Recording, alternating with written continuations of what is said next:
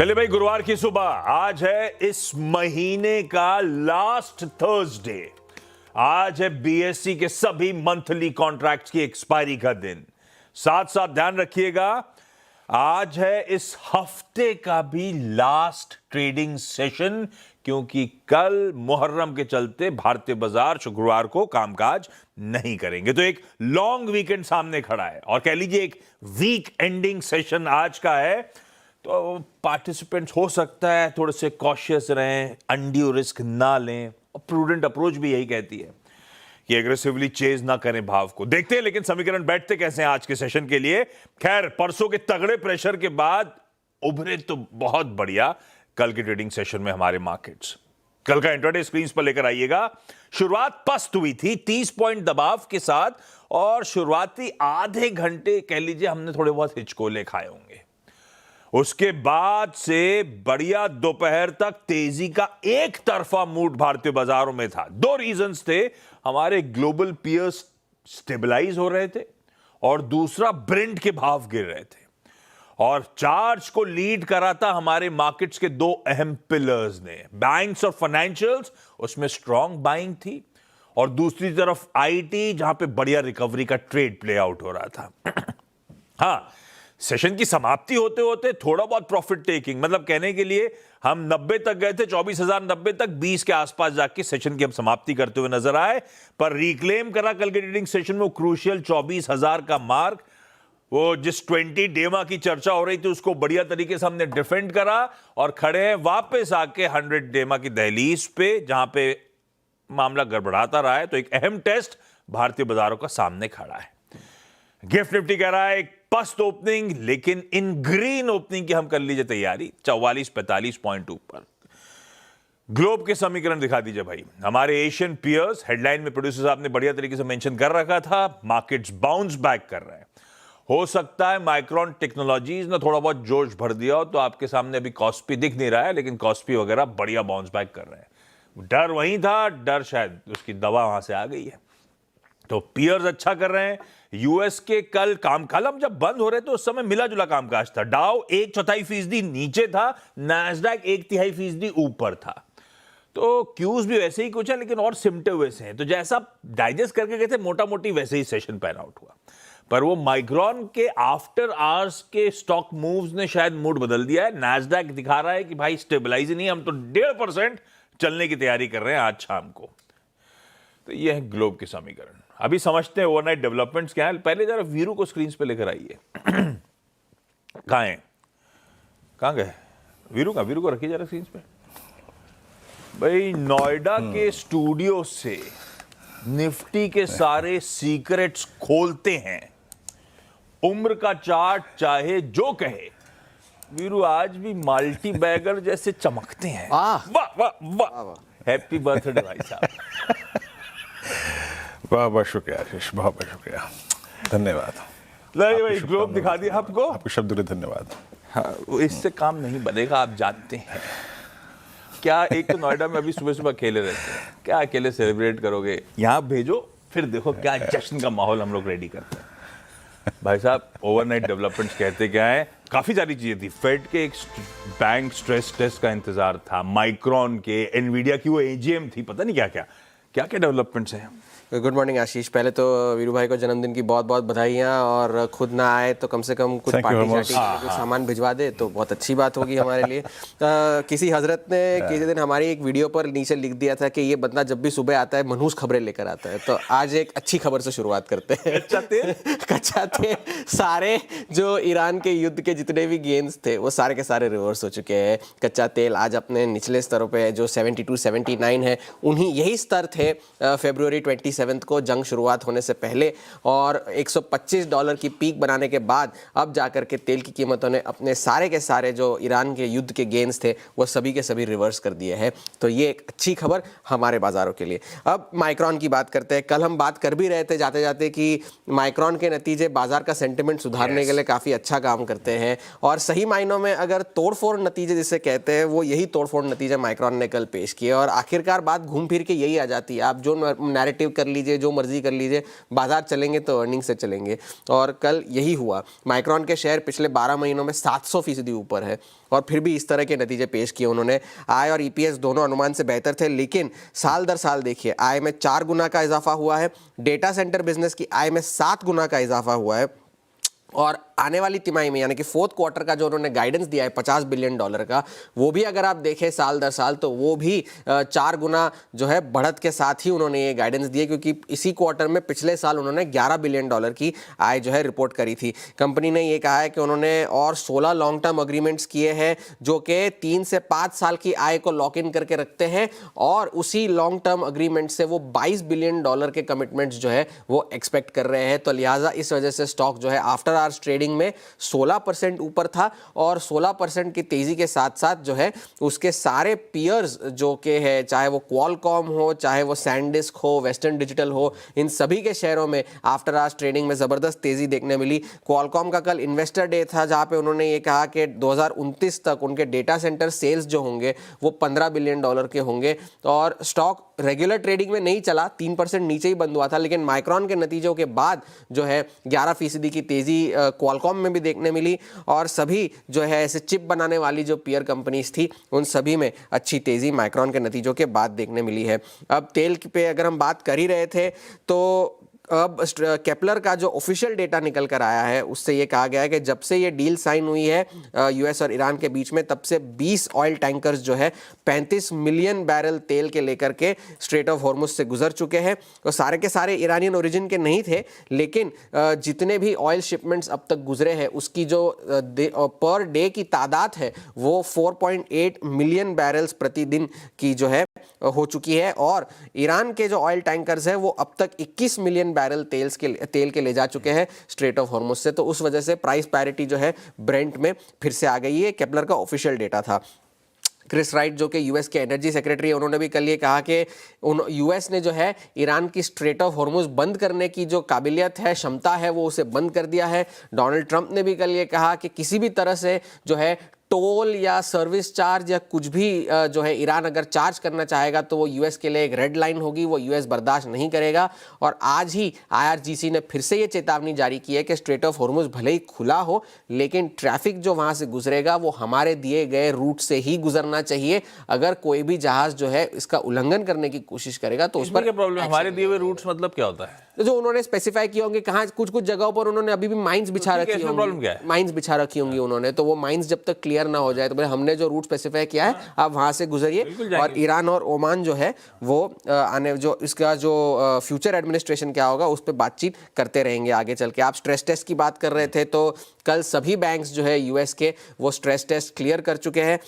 32 large banks थे, उनसे ये कहा गया था कि अगर कमर्शियल और रेजिडेंशियल रियल एस्टेट में बहुत ज़्यादा स्ट्रेस हुआ, कॉर्पोरेट डेट मार्केट में स्ट्रेस हुआ, रिसेशन के ऑड्स अगर बढ़ जाएंगे तो आप किस तरह से रिएक्ट करेंगे। तो उस पूरी टेस्ट में सभी बैंक्स क्लियर हो गए हैं और सभी बैंक्स ने क्लियर होते ही अपना डिविडेंड पे आउट बढ़ाया है तिमाही आधार पर और जेपी मॉर्गन ने $50 बिलियन का बायबैक अनाउंस कर दिया है और मॉर्गन स्टैनली ने भी $20 बिलियन का बायबैक अनाउंस किया है जिसकी कोई एक्सपायरेशन डेट नहीं है।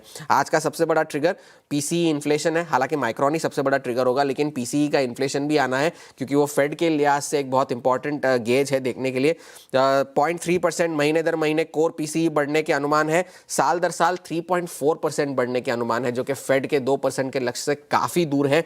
तो इस पे बाजार की नजरें होंगी। और दूसरी चीज, डॉलर में मजबूती जारी है और उस डॉलर की मजबूती की वजह से सभी मेटल्स की पिटाई हो रही है। सोना 4000 के नीचे है, चांदी $60 के नीचे है। तो ये सारी चीजें हैं। माइक्रॉन के नतीजे अच्छे थे, टेक शेयर्स आज अच्छा कर सकते हैं। लीजिए भाई साहब, ये है ग्लोब के बढ़िया से समीकरण, हमारे लिए इंपॉर्टेंट। अगर सेंटिमेंट बिगाड़ने का काम किसी चिप स्टॉक्स ने कर रहा था तो वहां पे मूड सुधर गया एकदम से। और दूसरा, कच्चा तेल जब से वॉर सरदर्द कर रहा था तो जहां शुरुआत हुई थी वॉर की, कच्चा तेल खड़ा हुआ था, आज वहीं वापस लौट आया है।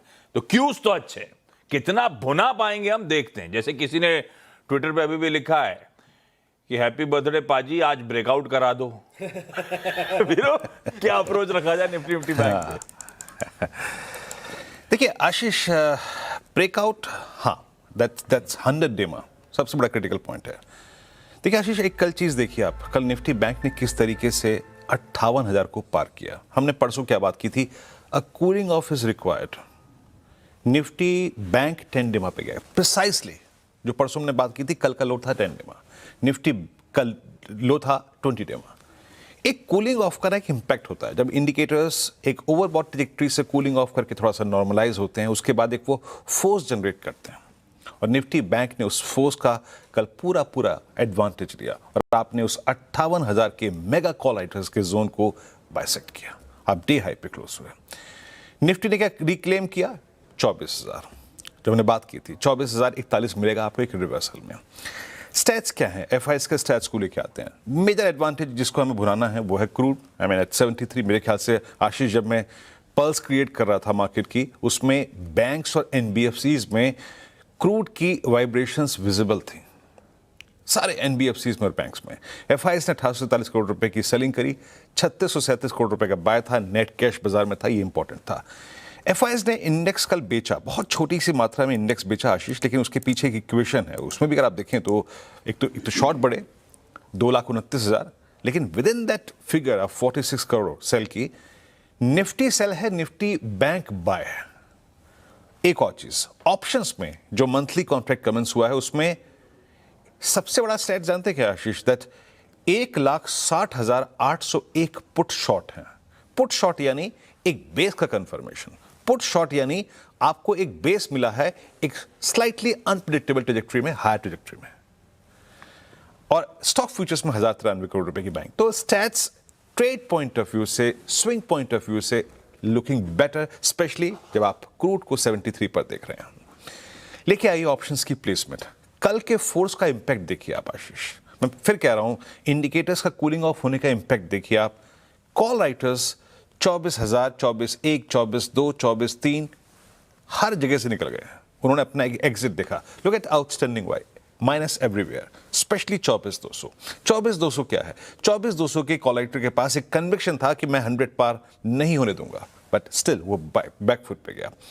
मैक्सिमम आउटस्टैंडिंग वाई प्लेस्ड है 24,500 की स्ट्राइक पे, और जिस बात का मैं जिक्र कर रहा हूं कि 1,60,000 पुट शॉट आई है एफआईएस की, look at outstanding Y at 24,000। सबसे स्ट्रॉन्ग फोर्स यहीं पे थी 1,21,00,000 की, लेकिन मैं ज्यादा तवज्जो दूंगा 23,900 को। क्यों? क्योंकि कल इंट्राडे में जब रिवर्सल आ रहा था तो पहला पुट राइटर यहीं पे अपीयर हो रहा था, तो मैंने इसी अकॉर्डिंगली अपने बेस को एडजस्ट किया है। पिरामिड्स लेके आइएगा, पिरामिड्स में जो ये बात मैं कह रहा हूं आपको थोड़ा सा और क्लियर होगी, अच्छा लगेगा आपको उसको देख के। Vision, a strong put writer conviction at 24,000 और कॉल राइटर्स का हायर स्ट्राइक से एग्जिट करना, ये देखिए।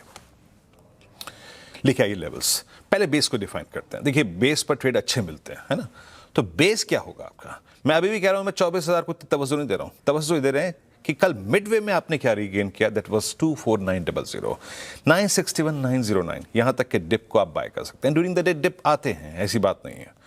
आपकी बात एक और सही है आशीष कि हाँ, कल की छुट्टी के चलते अगर आप देखें, आप शायद अपने रिस्क को मैनेज करें टुवर्ड्स क्लोज, वो चीज़ आपको अपने जहन में रखनी है ट्रेडर के तौर पे। बट अगर हम डिप्स को बाय कर रहे हैं या फिर इवन फ्लैट ओपनिंग को बाय कर रहे हैं, पहला हर्डल कहां पर है, वो जोन है जहां पे इंप्रेशन है 100 डे एक्सपोनेंशियल एवरेज का। हमने क्या देखा, हमने देखा कि ऑप्शन राइटर्स इस जोन से एग्जिट कर गए हैं। कॉल राइटर्स के पास कन्विक्शन नहीं था कि टू कॉल इट कि हाँ 24,100 से आप ऊपर नहीं जाएंगे, 24,200 से आप ऊपर नहीं जाएंगे। प्लीज रेजिस्टेंस की प्लेट रखिएगा। द फर्स्ट रेजिस्टेंस, पहला रेजिस्टेंस जो आता है वो करीब आप देखें, वो है 100 डेमा का impression zone, that is 24123 and 167। इसको पार करने के बाद 223, 289 और 364 तक का इंप्रेशन आपको मिल सकता है यहां पर। यह है निफ्टी की बात है। निफ्टी बैंक एक मेजर हर्डल पार किया 58,000 का। बैंक निफ्टी इटसेल्फ कल लॉन्ग लेके गया आशीष। कल एफआईएस का अगर आप देखें स्टैट्स में भी लॉन्ग था, कल पल्स में भी इसमें लॉन्ग क्रिएट हुआ है। आपने 10 डेमा से अपनी कूलिंग ऑफ को अगर आप देखें तो कंफर्मेशन लिया, उसके बाद ये देखिए ऑप्शन राइटर्स 58,000 पे सबसे बड़े कॉल राइटर्स थे, लेकिन अब वहां पे आके पुट राइटर्स बैठ गए। That's good. अब सारा का सारा मैक्सिमम कॉल कंसंट्रेशन है 59,000 की स्ट्राइक पे, यानी एक क्रूड के एडवांटेज को बढ़ाने के लिए इट सीम्स लाइक दैट ये एक फुली प्रिपेयर्ड इंडेक्स है। बट फिर भी रिस्क रिवॉर्ड रेशियो को देखते हुए बेस वन रखिएगा। इसमें बेस वन 57,641, 810 होगा। कोई डिप मिले लैच ऑन, ग्रिप इट, है ना। बाकी क्रूड पर नजर रखिएगा। और first line of resistance Nifty bank के लिए होगी RS1। उन 58,500 पे थोड़े से कॉल राइटर्स अलाइंड हैं, बट बैंकिंग स्टॉक फ्यूचर्स में प्राइवेट बैंक्स में स्ट्रांग फोर्स है और ये कटता है तो आपके लिए 58,888 और 59,032 की ट्रैजेक्टरी खुली हुई है। आशीष, और एक बात जो आपने कही थी, हाँ महत्वपूर्ण है, टुवर्ड्स क्लोज अपने रिस्क को थोड़ा सा मैनेज करके चलिएगा ग्लोबल एनवायरनमेंट को देखते हुए। आशीष, ये है निफ्टी बैंक का अप्रोच। आज की बढ़िया से स्टॉक स्पेसिफिक आइडियाज लेंगे पुणे से इक्विनॉक्स रिसर्च एंड एडवाइजर्स के पंकज रांदर साहब से। Pankaj ji, good morning. आज के preferred picks. Good morning Ashish ji, good morning to Virender ji, और wish you many many happy returns of the day Virender sir. Sir मेरे दो ट्रेड्स रहेंगे और दोनों की दोनों पॉजिटिव साइड में है। पहला जो ट्रेड है मेरा वो एयू बैंक के फ्यूचर्स के ऊपर खरीदारी की सलाह रहेगी। पिछले 10 दिन के एवरेज वॉल्यूम से 2.5 गुना वॉल्यूम कल देखने मिला है फ्यूचर्स के अंदर और काफी स्ट्रॉन्ग काउंटर एविडेंट हुआ है वो। तो मुझे लगता है कि 1067 1068 की रेंज में इसमें खरीदारी की सलाह रहेगी। छोटा स्टॉप लॉस मेंटेन करना है 1055 रुपए का और टारगेट देखने मिल सकता है 1099 रुपए तक का। दूसरा जो ट्रेड है वो अंबुजा सीमेंट है। बहुत दिनों के बाद में इसके अंदर एक ट्रेंड रिवर्सल का एक संकेत यहाँ पर मालूम हो रहा है। मुझे लगता है कि ये काउंटर काफी स्ट्रॉन्ग विटनेस हो सकता है। यहाँ से 428 रुपए 10 पैसे के आसपास खरीदारी की सलाह रहेगी। 423 रुपए 40 पैसे का स्टॉप लॉस रखना है। 436 रुपए 80 पैसे तक के टारगेट्स यहाँ पर विटनेस हो सकते हैं। परफेक्ट है। एयू और अंबुजा ये दोनों हो गई आज की प्रेफर्ड पिक्स। दोनों तेजी के कॉल लेवल्स आपकी स्क्रीन पे। रांदर साहब, थैंक यू जुड़ने के लिए सुबह सुबह। कंचन बताएंगे सारे इंपॉर्टेंट स्टॉक्स इन न्यूज। कंचन बताएं। Good morning. सबसे पहले सारी ही एनबीएफसी आज आपके फोकस में होनी चाहिए। आरबीआई ने अपर लेयर एनबीएफसी के लिए नया रेगुलेटरी जो फ्रेमवर्क है उसको जारी किया है। यहाँ पे अपर लेयर में होगी 1 लाख करोड़ से ज्यादा की जिनकी वर्थ है वो सारी एनबीएफसी। तो टॉप 10 एनबीएफसी के ऑटोमेटिक अपर लेयर में आने के जो नियम है उसको हटा दिया गया है, जिसके चलते सारी एनबीएफसी फोकस में। इन्फोसिस आज आपके रडार पे। सेंटारा के साथ एआई वैल्यू और स्केल के लिए कंपनी ने पार्टनरशिप करी है। बेसिकली हेल्थ केयर सर्विस में एआई सपोर्ट के लिए जो पार्टनरशिप की गई है। HCL टेक नोकिया के साथ एआई बेस्ड ऐप इनोवेशन के लिए अग्रीमेंट किया है। इसके साथ ही साथ नेस्टे के साथ भी एआई बेस्ड एफिशिएंसी ट्रांसफॉर्मेशन के लिए जो अग्रीमेंट है साइन किया गया है। भारतीय एयरटेल आज आपको रडार में रखना है। S&P ग्लोबल ने रेटिंग BBB से अपग्रेड करके BBB पॉजिटिव कर दी है और जो आउटलुक है उसको भी स्टेबल कर दिया है। पाइन लैब फोकस में एक्टिस पाइन लैब इन्वेस्टमेंट ने करीबन 2% का जो हिस्सा है उसको बेचा है। करीबन 96 लाख जो शेयर्स हैं वो 148 करोड़ में खरीदे गए हैं और 154 के भाव पे ये सौदा होता हुआ दिखाई दिया है। डिलीवरी अल्फा वे वेंचर्स ने 72 लाख शेयर्स जो हैं बेचे हैं और 460 के भाव पे ये जो सौदा है वो हुआ है। परफेक्ट है। ये सारे स्टॉक और आपकी सेकंड प्लेट क्विकली स्क्रीन पे। कच्चा तेल इंपॉर्टेंट, कल हम छोड़ के गए थे 75.9 पे, नीचे लिखा हुआ है। इस समय ये भी नहीं है भाई साहब, ताजा भाव दिखाइएगा। ये तो सुबह की कहानी है, $1 और कूल ऑफ हो गया है। 72.5 पे कच्चा तेल खड़ा हुआ है। तो प्री वॉर लेवल्स के भाव आपकी स्क्रीन पे हैं। वापस लाइए तब और अब। दूसरी इंपॉर्टेंट चीज, डॉलर इंडेक्स रुकने का नाम नहीं ले रहा है। 100 के ऊपर आया था, 101 के ऊपर कंसोलिडेट कर रहा था, 102 की तरफ बढ़ता हुआ। और इसी का खामियाजा है जो बाकी वो बेस मेटल्स, प्रेशियस मेटल्स झेल रहे हैं। सोना, चांदी रखा होगा स्क्रीन पे, कॉपर, बाकी बेस मेटल सब करेक्ट करते हुए आपको नजर आएंगे। पर कमाई कैसे होगी, एसएमसी ग्लोबल की वंदना भारती बताएंगी। वंदना मैम, गुड मॉर्निंग, बताएं। गुड मॉर्निंग आशीष। और आज जो मतलब सेलिंग प्रेशर है बुलियन काउंटर पे वो तो कंटिन्यू रहेगा।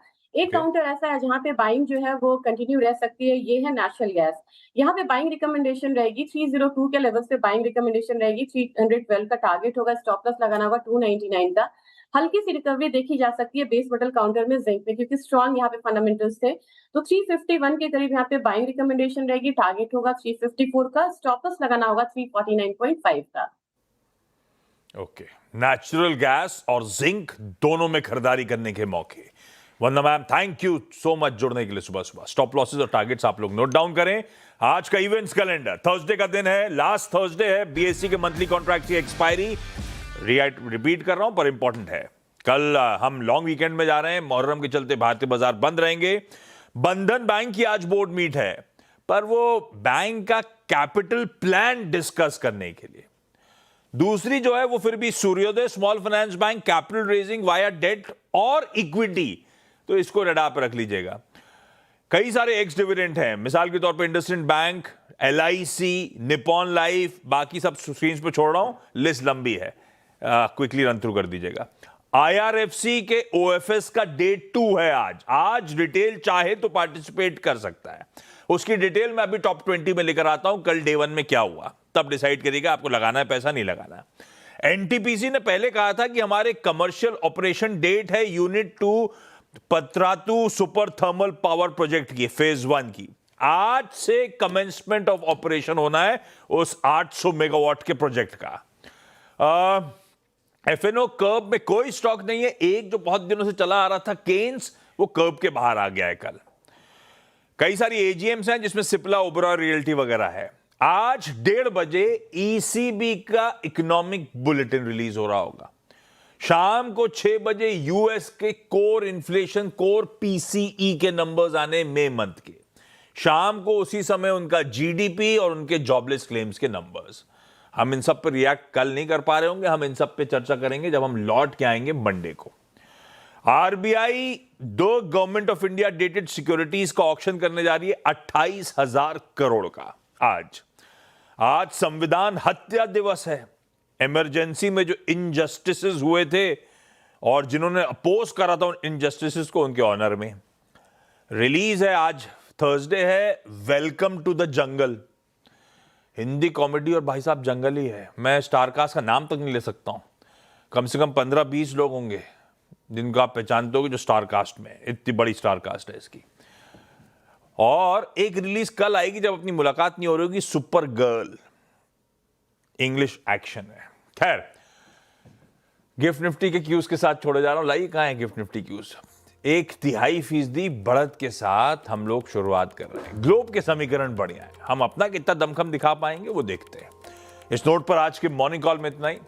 थैंक यू सुबह सुबह जुड़ने के लिए। ब्रेक ले रहा हूं, ब्रेक के उस पर जब लौट के आऊंगा तो आज के टॉप 20 डिस्कस करेंगे। नमस्कार।